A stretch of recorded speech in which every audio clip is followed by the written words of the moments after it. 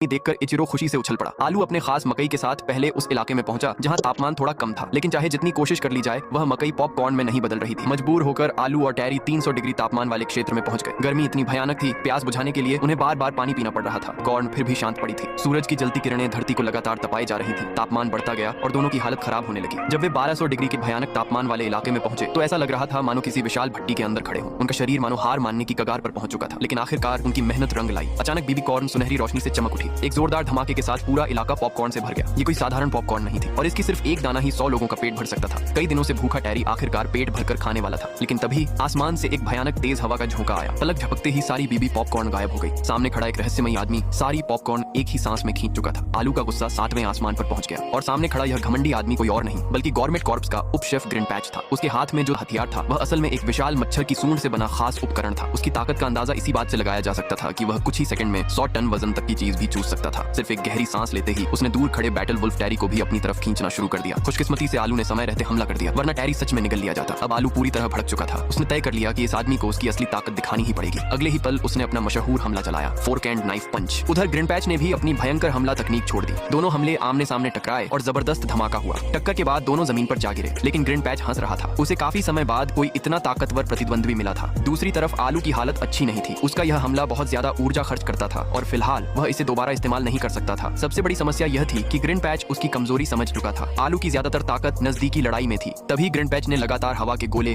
और विनाशकारी हमले बरसाने शुरू कर दिए। आलू पूरी तरह दबाव में आ गया। उसे पलटवार करने का मौका तक नहीं मिल रहा था। लेकिन जितना शक्तिशाली दुश्मन होता है उतनी ही तेजी से आलू की ताकत जागती है। अचानक एक नीली चमक दिखाई दी। अगले ही पल ग्रिनपैच के शरीर में 4 बड़े छेद बन चुके थे। वह हैरान रह गया, ये आखिर हुआ कैसे? असल में आलू हाल ही में मेहमत के कीमती ज्वेल मीट को खा चुका था। उस खास भोजन ने उसके पूरे शरीर को बदल दिया था। उसकी ताकत, गति और क्षमताएं पहले से कई गुना बढ़ चुकी थी। उसकी पुरानी नजदीकी तकनीक अब दूर से भी हमला कर सकती थी। आलू ने एक और वार किया। तेज धार वाली उड़ती हुई ब्लेड सीधी ग्रिनपैच को चीरती हुई निकल गई। वह 2 हिस्सों में बट गया। लेकिन चौंकाने वाली बात यह थी, एक गहरी सांस लेते ही उसके शरीर के सारे घाव भर गए। अब ग्रिनपैच सचमुच गुस्से में था। उसने फैसला कर लिया कि अब वह अपना सबसे खतरनाक हमला इस्तेमाल करेगा। उसने गहरी सांस ली। उसका शरीर गुब्बारे की तरह फूलने लगा और जब वह फटने की सीमा तक पहुंच गया तब उसने अपने विशेष पाइप से सारी जमा की हुई ऊर्जा बाहर छोड़ी। हमला किसी परमाणु बम से कम नहीं था। उसके सामने मौजूद हर चीज पल भर में राख बन गई। पूरा इलाका तबाह हो गया। ग्रिनपैच मुस्कुराया, अब बचकर दिखाओ। लेकिन जब धूल का गुब्बार छंटा तो वह दंग रह गया। आलू जिंदा था। उसने न केवल हमला चकमा दे दिया था बल्कि पीछे पहुंचकर एक ही वार में ग्रिनपैच की पाइप भी काट दी थी। अब आलू पूरी तरह विकसित हो चुका था। असली मुकाबला अब शुरू होने वाला था। दोनों योद्धा फिर से लड़ने के लिए तैयार ही हुए थे कि अचानक ग्रिनपैच का फोन बज उठा और यह अजीब फोन कॉल सुनकर दोनों कुछ पल